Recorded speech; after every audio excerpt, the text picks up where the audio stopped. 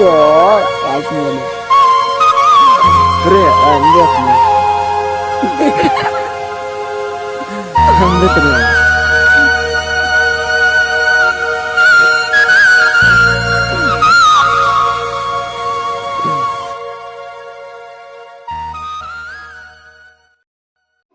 باور میکنین ما دوره های شورایی بود هشتم دهم صنف میخونده بچه ها و دخترها یک جای بازی میکردن هیچ کس فهمی فراستی دستی و یک قپیدن و یک بوسه کردنش و فهم و فراست چندین ایشا آیله ها باید روشت رفته است برای این آگاه باشید تلفن گیر طور استفاده بر بعد جوان ها را تلفناش در روی اکرانش زنهای خوب انتخاب کن امروز مویسه بدارم تلفن باز و جای سبحان الله الحمدلله خلاقت میبینیش در کجای خلاقت یک تلفن دردش کم پیرم همین با ما که سلامش بدی سلام در جواب نیست چی ماشین میبرایی چی در سکمیکه ها میبینی همه بند کردش در اون تلفن آمانه شدن را فراموش نکنید. موضوع امروزه ما اینترنت است اینترنت البته انشاءالله خداخط از این بیرون زندگی نیست امروز عیناً عصرهای آخر بالکل همه انشاءالله چی است در اینترنت انشاءالله داخل است شبانه بروز از این بیرون انشاءالله خداخط زندگی کردن مشکل شد امروز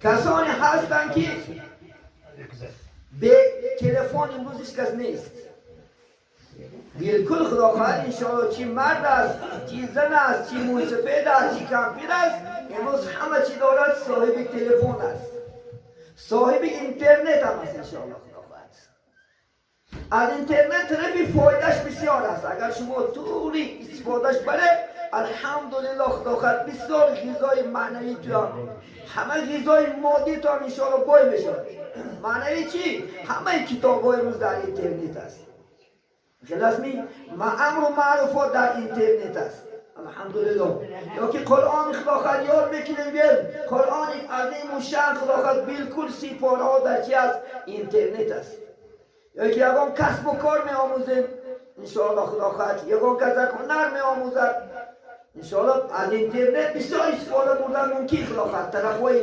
پیروسیش هم بسیار است طرفهای مینوسیش هم بسیار است لیکن درست استفاده برای انشاءالله خداخواهد من اکثر وقت ما از عالمای دنیا خداخواهد استفاده میبرم خدمت اینترنت اینترنت خداخواهد کانال داریم الحمدلله صدای قرآن میتونید شما خداخواهد انشاءالله اعضاشین صدای قرآن تو این کانال هست خداخواهد برادر انشاءالله کمرک شدگی هستن اعضاشین الحمدلله خداخواهد هر روز خداخواهد صحبتی مونده آشنا میشه یعنی چی خداخواهد دیگر کانال ها هم داریم دیگر موضوع رو میپرتیم موضوع میگیریم الحمدلله من حتی که موضوع های ما هم خداخواهد بعضی هاش با واسطه اینترنت چکار میکنیم استفاده میبریم لیکن طرف مینوسش در دنیاست اینترنت این طرف مینوسش که چندین آیله ها را بیرون دارد چندین انشاءالله کیناهای بد اخلاقی از این گریخته نمی شود و جایی که هر یک چیز میگیرید در دنیا هست حتی یک برادر میگد من همون کیناهاش کشتم میگد همون بد اخلاقی هاشه میگد همون صاحب با من برآمد کرد که میگد ما از روی همین پول میابیم نرسی نه همون در کاری خودت فایده بر هیچ که کارت نباشه چون که امروز جوانای ما شما اکثرش مفکورش بیرون است اکثرش همون کینای بیشرمی همون کیناهای بیحیایی همون ریکلام های بد اخلاقی رو میبینن پول فایده میکنن وی ها امروز عیناً انشاءالله خداخواهد جوانای ما شما رو تماما ویرون کرده پرتو تماما بالکل. باور میکنین ما دوره های شورایی بود، هشتم دهم صنف میخونده، بچه ها و دخترها یک جای بازی میکردن، هیچ کس فهمی فراستی دستی و یا قپیدن و یا بوسه کردنش و فهم و فراستش نبود. کلام دخترها خلاص کنن میکردن و ها کذا چی دیگر بازی های خداخد ملی بود که یک آدم با چشمی بد نگاه نمیکرد. امروز حالی من جوانه، امروز کودکا با خبرن، امروز یکم دویم سیز میخوند، امروز محبت بسته است. چشم رویدگی گفتی بابا، چشم رویدگی امروز خدا خواهد چی هست؟ بجای گیره خدا خواهد لبلوفتگی سیستم. خدا نگه دارد. امروز جوانای ما و شما اینترنت به عقل کرد. سبب چی؟ چونکه یک کلکی میدرایی خدا خواهد 2 ساعت 3 ساعت بلکه 4 ساعت و 5 ساعت وقت تا میگذرونه. از این سیر نمیشوی که از ذکری الله نمونی، که از کتاب خواندن گم شد امروز. حتی تمام دانشکده ها مرن فقط اینترنت هست، این تلفون شد میگیرش دیگه چی در وقت دکه شد میخونش. فقط انشاءالله خدا خواهد چی با اکثر جوانای ما شما فقط بازی قمار، تا قمار بازی دارن از روی تلفن. تمام امروز خدا خواهد مردم ها چی شد؟ ویران شد. آیله ها ویران شده از روی تلفن. چی زنهای بیمانی، چی خدا خواهد عشق ورزی ها. الله نگه دارد. آگاه باشین، هوشیار باشین. صحبت کنیم انشاءالله خدا خواهد. کتاب خوانه. این چی هست امروز؟ امروز چی هست امروز؟ شرمندگی ها همش از روی تلفن. برادران شرمندگی ها از روی تلفن. چندین ایشا آیله ها باید شده رفته است. برای من آگاه باشید. تلفن گیر طوری استفاده بر. بعد جوان ها را تلفناش در روی اکرانش زنهای لوش موندگی است. از این بیناموسی نیست.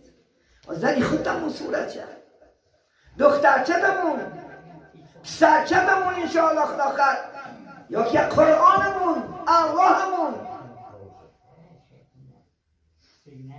یا که بالکل تمام مردم فقط از موزیک خالی نیست. و جای میرونید با موزیک کار کرده است. بجای الله، بجای قرآن، بجای امر معروف، نهی از منکر شنیدن. این فتنه ها، این به آبروی ها، این به قدری همش از تلفن شده است. عزیزان من آگاه باشید. ولی الله سبحانه و تعالی در سوره ذریات آیت 55 چی میگه؟ اعوذ بالله من الشیطان الرجیم و ذکر فإن الذکر تنفع للمؤمنین. ای محمد ذکر کن، فهمان مردم را، بگوشو، این پند و نصیحت فایده میده برای مؤمنان. بگوشو گفت، فهمون شو. گفتن چیکار کنم؟ توبه کنم، از این راه های بد برگردم، راه خوب انتخاب کن. امروز مویسه بدارم تلفن باز و جای سبحان الله الحمدلله خدا خواهد میبینیش در کجای خدا خواهد یک تلفن دردش کم پیرم همین بابا که سلامش بگه سلام در جواب نیست. چی ماشین میبرایی چی در سکمیکه ها میبینی همه بند کردش در اون تلفن. آخر آدم جندی میکنه در تلفن. در کتابی در ژورنال هدایت سال گذشته خواندم عالمان گرمانیا در حق تلفن نوشتند. حتی اینکه تلفن ذریعه چه میگه در خانه نمانند که شب اگر انسان سویتک شد ذریعه اتمی زیاد میشد است. انسان عصب شبیه میگه است. برای چی امروز من ببینن عصرهای امروز آخر چی است؟ کسلی فشاری خود، کسلی خداخواد روحی، کسلی خداخواد عصب، چی دل، همش از چی است؟ اتم است. امروز تمامی خانه های ما شما ویرون، در یک خانه 10 تلفن، 1 گرم میتونه 10 گرم اتم. یادی؟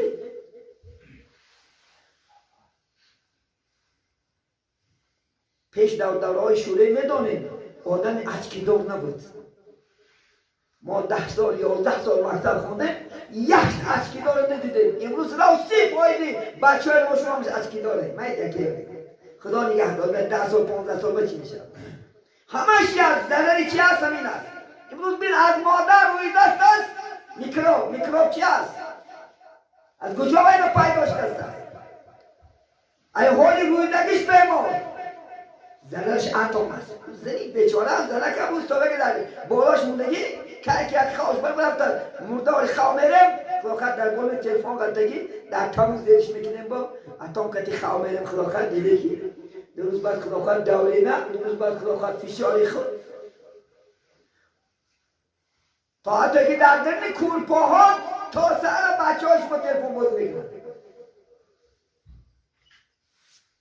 من بعد همه کوچه ها که شبان بگذدم ساعت 1 و 2 وقتی که یک ویزه میشه یک آنجا میره ویزه همین میره هر یک بچه یک چلاخچه در میره کدام یک بندقه بخیده و خدا جخیده سنده.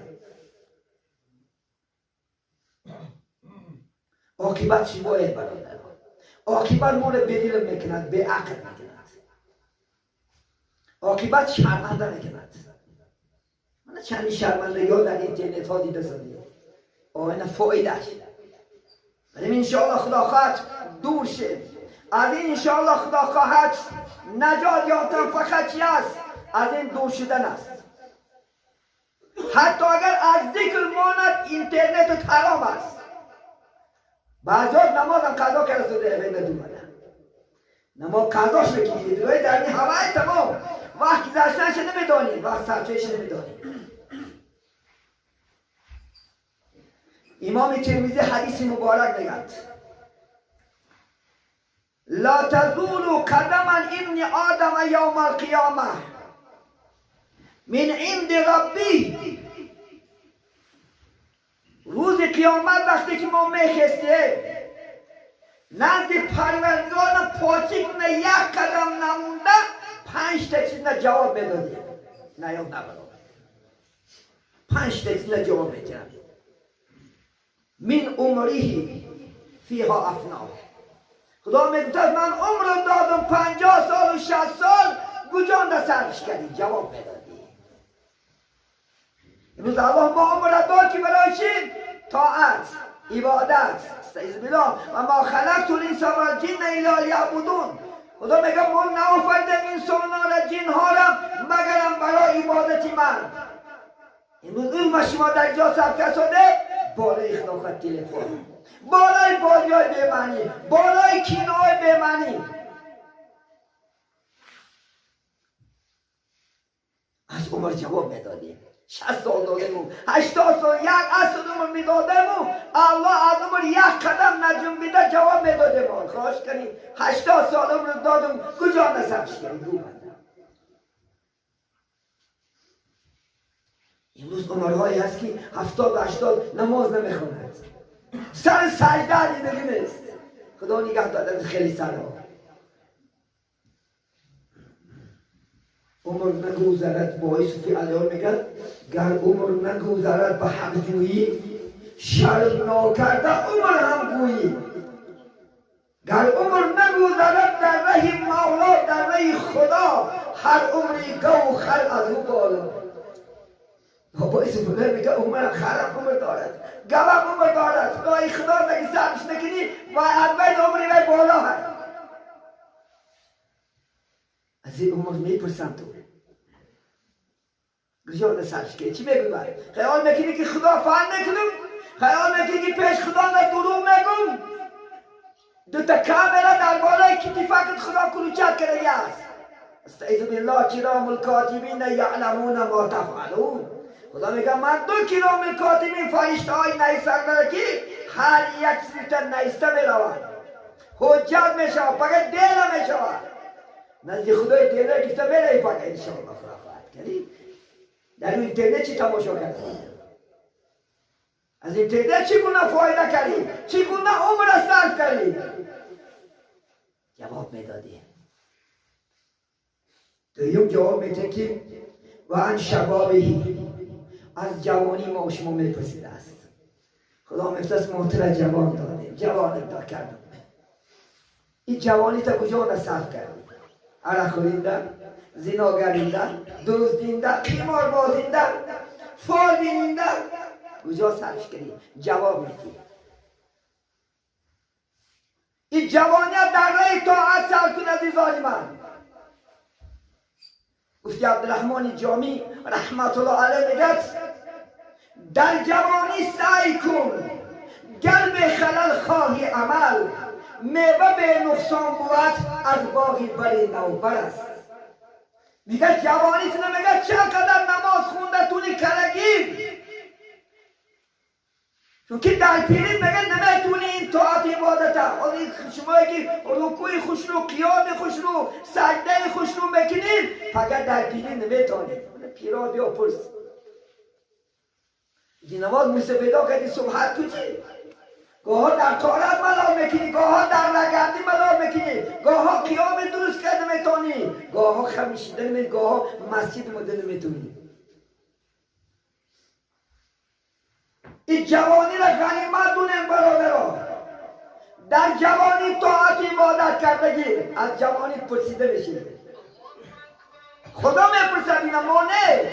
الله سبحانه و تعالی محکمه سعودیش نه فقط میپرسد. من جوانت کردم از 20 تا 40 سالگی جوانی بود است عزیزانی من.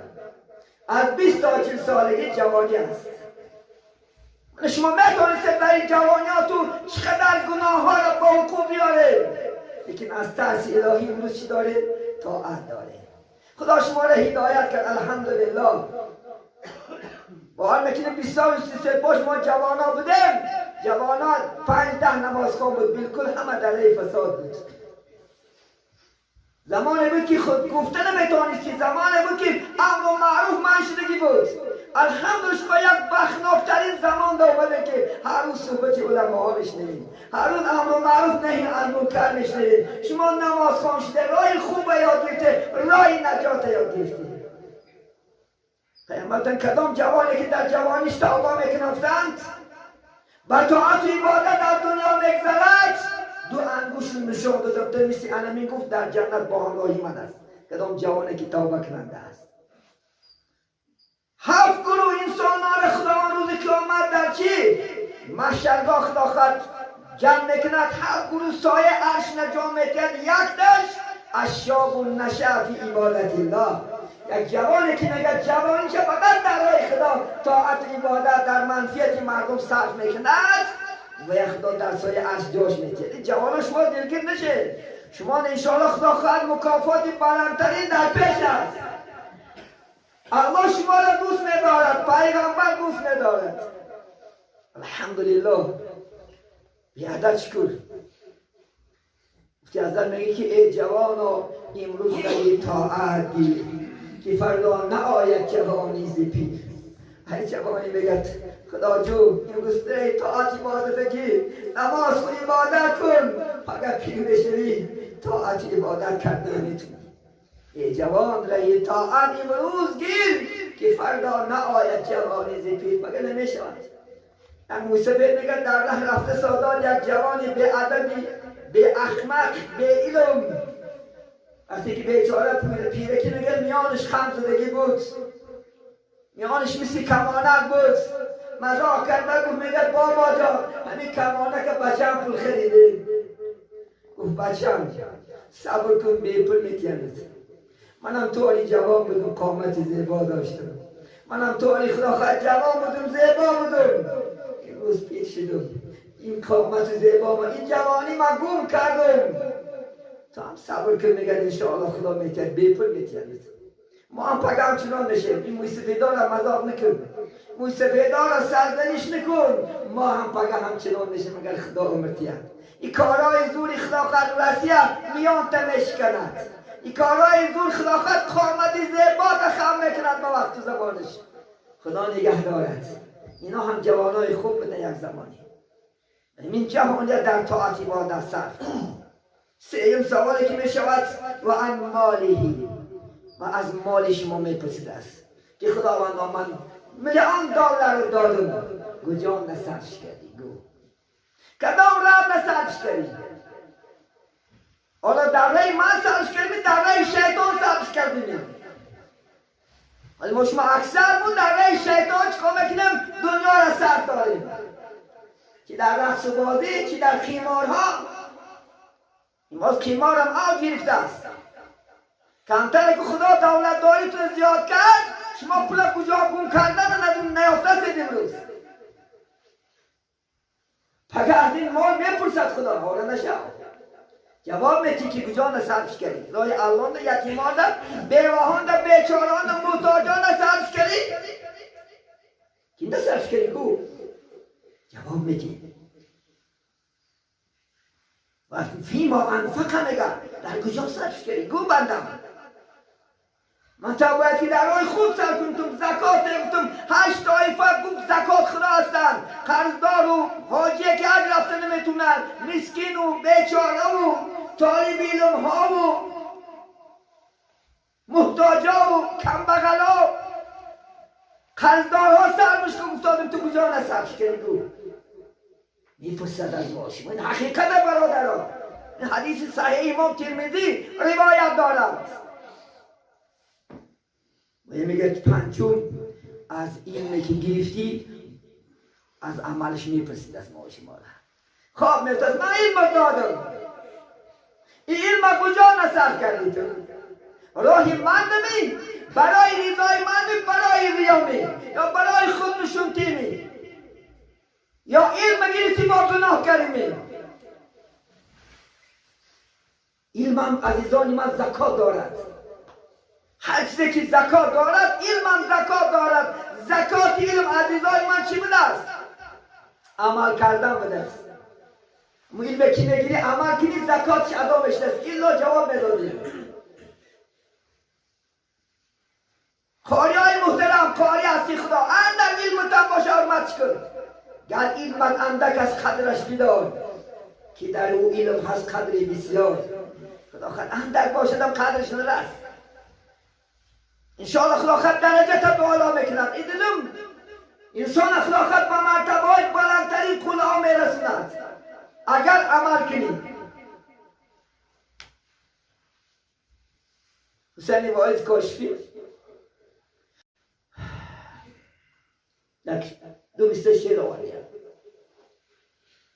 عالمان جلوه در محراب و منبر میکنند چون بخیل و میروند کار دیگر میکنند.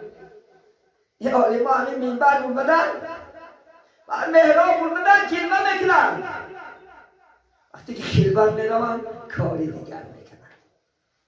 خدا نگه دارد از خیلی علم ها که در این نماز عبادت خوشنو کنی و بعد خواننده خور عبادت نکنه یا علم گیری و عمل نکنیم. حتی 6 چیز غریب است. یکی میگه القرآن غریب فی جوف الفاسق. قرآن میگه غریب است در چی؟ شکم فاسق. کیا میگم فاسق؟ هم نماز میخونه هم گناه میکنه ای فاسق است. حتی قرآن دونی و اگر عمل نکنی ویده قرآن و حدیث و آیات بدونی و با منافق باشی با گناه باشی وی فایده نیست. فقط جواب میدادیم پیشگاهی الله ما شما ببین از این چیزا دور شیم از این چیزا حذر کنیم عزیزانی من. خدا در سوره نور چی میگه آیت 30 درباره خواهد که نافیلم به حیات نگاه میکنه یا اعوذ بالله من الشیطان الرجیم قل للمؤمنین یغضوا من ابصارهم و یحفظون فروجهم ذلکم ازکی لهم ان الله خبیر بما یصنعون.